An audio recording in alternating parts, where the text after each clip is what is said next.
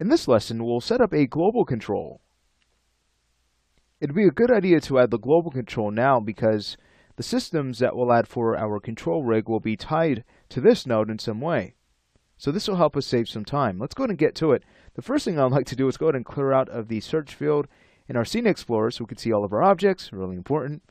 Better. Alright, let's go ahead and jump to our Layer Explorer next because we'll soon add a layer that our global control will be added to.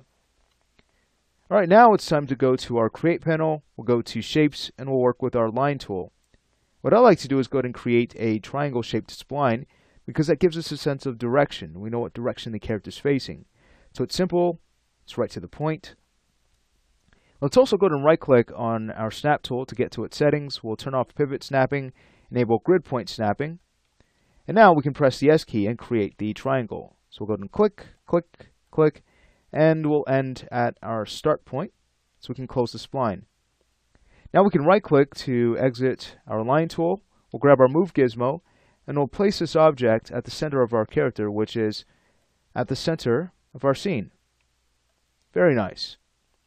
So from here we can go ahead and turn off the snapping tool. We can then go ahead and jump to our modify panel, go to our vertex of object level. We'll grab all of our points. We'll grab our scale gizmo. Let's go ahead and make sure we are scaling from the center of the object. And then we'll go ahead and bring up the size. Keep in mind we need some space for our leg controls.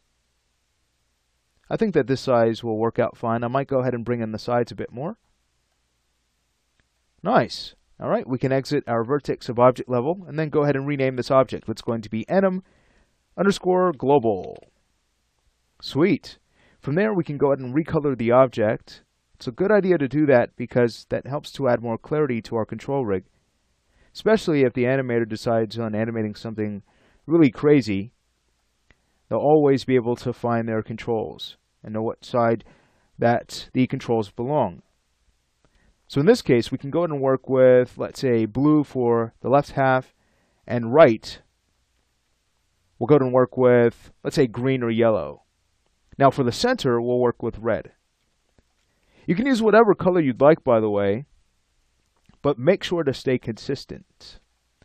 All right, staying under our modify panel, let's go ahead and add some thickness to this object underneath rendering. We'll go ahead and choose enable in viewport.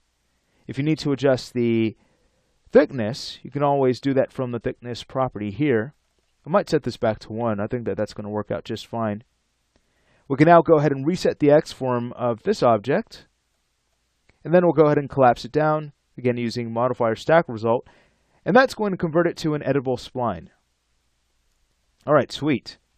Next, let's go ahead and freeze its transforms. We'll also add it to a layer now. Let's go ahead and create a new layer. And we'll name it controls_layer. Let's go ahead and check the name of the object. You can see it has been renamed, no worries. Let's go ahead and press Ctrl-Z to undo back. And now it's been reverted back to enum_global. Sweet. At this point, I'd like to go ahead and hide the character. We'll go ahead and take the global node of our muscle system and we'll link to our character's global node. Nice. Now keep in mind, we need to go ahead and update our expressions because as we start to resize our character's global node, we'll notice a squash and stretch. So let's go ahead and do that. With the global node still selected, we'll go to our motion panel. Let's go ahead and convert our scale controller to XYZ. All right, sweet. Now we can jump to helper A. I'll then head over to its X controller. Let's go ahead and choose properties. We'll create a new variable. Let's go ahead and call it char_scale for character scale. All right, sweet. So this is what we'll need to go ahead and plug into our expression. Fantastic. Let's go ahead and create it. We'll assign our controller to it. There's the global node. We'll expand the inside to get to transform, scale, Z. Let's go ahead and choose OK. Nice. All we need to do is go ahead and take this same variable and add it before global. So that's going to be char_scale times global times 60. All right, fantastic. Let's go ahead and choose evaluate. Sweet. We'll need to do the same thing for the other controllers. So here's the y-axis. Let's go ahead and take care of that next. Oh, we don't want to assign a controller. Instead, we want to edit the expression. All right, cool. That's going to be char underscore scale. Let's go ahead and create it. We'll assign our controller. There's the z-axis. Fantastic. And now we'll go ahead and add it into our expression. So that's going to be char scale. And then we can go ahead and add the multiplication operator and choose evaluate. So as we start to resize our global node, that helper is going to be just fine. Whereas the others, we could see they need a little bit of love and care, right? So that's what we need to do to finish up this lesson. I'll leave the others up to you because it's really straightforward. Just go ahead and add your variable in, assign your controller, and then update the expression.